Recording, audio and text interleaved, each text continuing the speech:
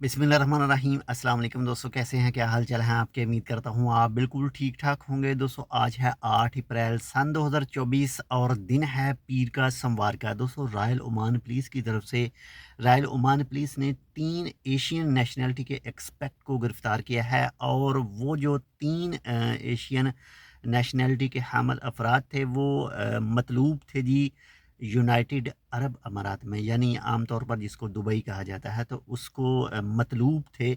और उनके ऊपर जो जुर्म था वो अपनी सेम नेशनलिटी के एक आदमी को उन लोगों ने जो है वो कत्ल किया था। तो इसी वजह से वो मतलूब थे और उनको पकड़ा गया, गिरफ्तार किया गया। और बाकी आप जानते हैं कि उनके साथ क्या किया जाएगा।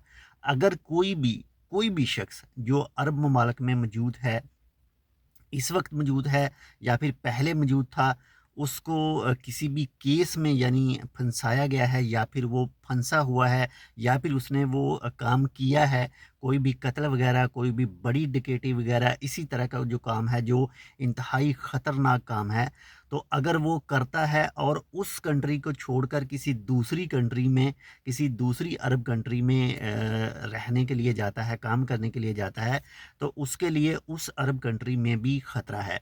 सबसे पहले और सबसे अच्छा मशवरा तो यही है कि आप ऐसा कोई काम ना करें जिससे आपको कानून का सामना करना पड़े। आप किसी को दुख तकलीफ़ देने की कोशिश ना करें, ताकि आप तो अपनी ज़िंदगी, आपकी जो अपनी ज़िंदगी है वो भी महफूज रहेगी, आपके साथ जो अटैच हैं वो भी सेफ़ रहेंगे, महफूज रहेंगे। तो बहुत सारा अपना ख्याल रखिएगा और कोशिश कीजिएगा कि ऐसे किसी काम में भी मुलव्वस ना हो जिससे आपकी बदनामी हो, आपको जेल जाना पड़े, आपके साथ जो अटैच हैं उनको ज़लीलो ख्वार होना पड़े।